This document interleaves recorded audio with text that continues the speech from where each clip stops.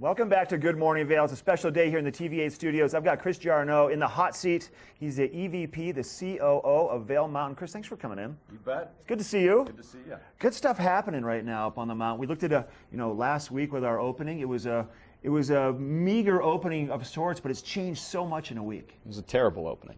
Okay, you said it.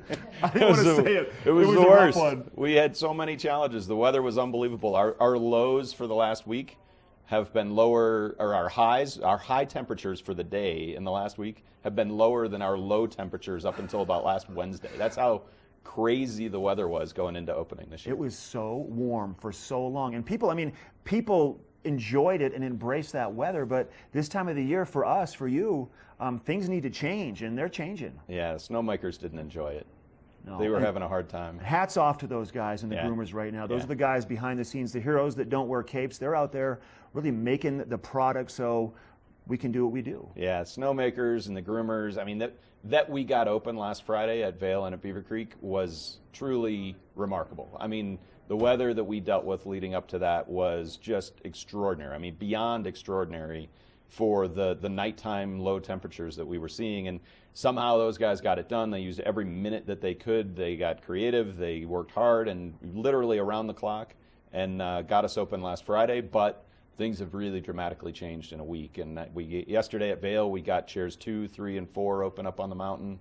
That's a lot of terrain quick. And that snow, when it settles down at those higher elevations, the opportunities are there for you guys to say, you know what, pull the trigger, let's open it up. And a lot of terrain did open as of yesterday. Yeah, and I mean, we still haven't had that much natural snow, but it tended to fall in a way that allowed us to get some great terrain open on Vail Mountain with relatively a small amount of natural snow, and it's skiing great. The base was super dense, and it's we're joking 14 inches of snow that skis like 40. Really? Yeah, no, it's skiing really well. I mean, we've gotten that super cold snap, and that really has helped to solidify the ground to keep that snow and to pull the moisture out of it and make a great base. Yeah. No, I talked to anybody who was up there yesterday. They had a great time.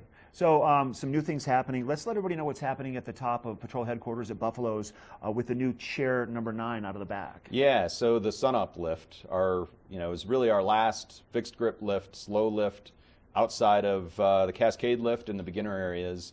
And so this summer we got to replace that with a high-speed quad. And so it runs from the bottom of Sun Up Bowl over toward the top of China Bowl, toward Two Elk, and on the same exact alignment as the old Chair 17. Mm-hmm. We changed the number to 9. We didn't have a lift 9 since we took lift 9 out of Lion's Head. And, so there was a break. There was no lift number 9 ever. It went from 8 to 10? No, there was. There used to be a lift 9 on the upper part of Lion's Head that went up to Eagle's Nest.